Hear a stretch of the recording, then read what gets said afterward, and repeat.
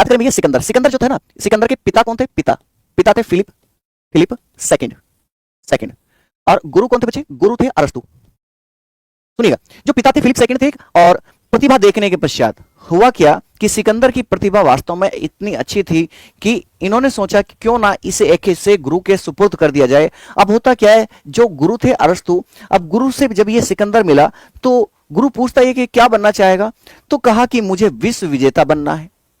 क्या बनना है? कि विश्व विजेता बनना है। और भैया इस व्यक्ति ने ईरान और इराक को जीतकर भारत पर आक्रमण का फैसला किया। अब सुनिएगा, यहां से होता क्या बच्चे, बड़े ध्यान से सुनिए। जब ये भारत की तरफ बढ़ रहा था तो भारत में एंट्री कर रहा था खैबर दर्रे से। कहां से कर रहा था? कि एंट्री कर रहा था खैबर दर्रे से। और जब ये खैबर दर्रे से ये एंट्री कर रहा था तो इसकी एंट्री होती है कहां? भारत में। भारत में सबसे पहले इसे आम्बी मिलता है, और आम्बी ने इसके सामने घुटने टेक दिए, कहा कि कोई बात नहीं, आपको जो करना है भारत में करिए। लेकिन पोरस, पोरस एक ऐसा व्यक्ति था, कहा कि मरना पसंद करूंगा लेकिन हारना नहीं। इसने क्या किया कि युद्ध किया। पोरस के साथ में बच्चे युद्ध होता है, सुनिएगा, युद्ध होता है, और युद्ध में पोरस की हार हुई, और पोरस को इसने कहां? घुटनों पर बैठा लिया। कहां बैठा लिया? कि भैया घुटनों पर बैठा लिया पोरस को। बड़े ध्यान से सुनना है, बहुत अच्छी चीज बता रहा हूं आपको। जब घुटनों पर बैठा लिया तो कहा कि बता तेरे साथ में क्या किया जाए। तो पोरस ने कहा कि एक जीता हुआ राजा, यानी कि जिसकी जीत हुई है राजा की, जीता हुआ राजा एक हारे हुए राजा के साथ में जो कर सकता हो उसे वो करना चाहिए। यानी कि यहां भी उसने भीख नहीं मांगी। और जब भीख नहीं मांगी बच्चे, तो यहां से इसने खुश होकर सिकंदर ने पोरस का सारा साम्राज्य वापस कर दिया और कहा कि मेरे रास्ते में तू नहीं आएगा, क्योंकि हार तो चुका ही था वो। अब ये इसने क्या काम किया भैया, ये जो युद्ध हुआ था झेलम नदी के किनारे हुआ था, अब व्यास नदी को पार करने से इसकी सेना ने मना कर दिया था। हुआ क्या इस दौरान कि एक जनजाति थी बच्चे, जनजाति ने क्या कर दिया, जनजातियों को लगा कि ये तुम्हारे ऊपर आक्रमण करना आ रहा है, और जनजाति ने इस पर, इसकी सेना पर छुपकर वार कर दिया। जब वार कर दिया तो कुछ लोग ये घायल हो गए, और जब ये वहां से व्यास नदी से जब वापस लौटने लगा तो जाति बार फिर से इस पर हमला हो गया, और उसी दौरान ये क्या हो गया? घायल। अब यहां से बात सुनिएगा, जब ये भारत से वापस लौट रहा था भैया, वापस लौट रहा था, तो वापस लौटते लौटते रास्ते में इसके दिमाग में आया, इसके साथ में क्योंकि ज्योतिष वगैरह चलते थे भैया। अब जब इसने अपने ज्योतिष को बुलाया, अब यहां से बड़े ध्यान से सुनिएगा, एक एक साथी, इसने अपने ज्योतिष को बुलाया बच्चे,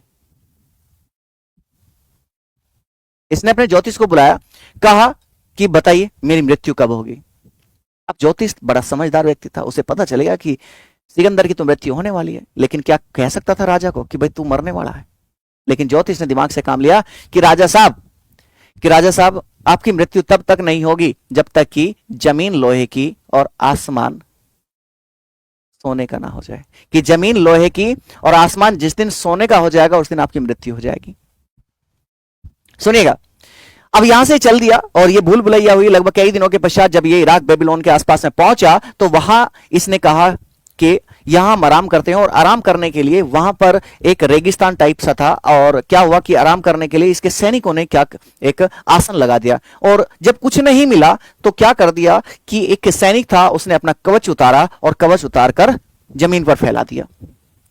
अब देखा कि धूप आ रही है राजा साहब के ऊपर, तो ये जो भारत से सामान लूट कर लेके गए थे उसमें एक छतरी थी, छाता था, जो छाता था वो सोने का बना हुआ था, तो सैनिक ने बिल्कुल लगा दिया।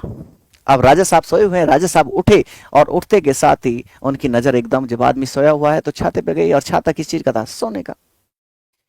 जब सोने का छाता देखते के साथ ही वही है कि मेंटोस का दिमाग की बत्ती जलाई।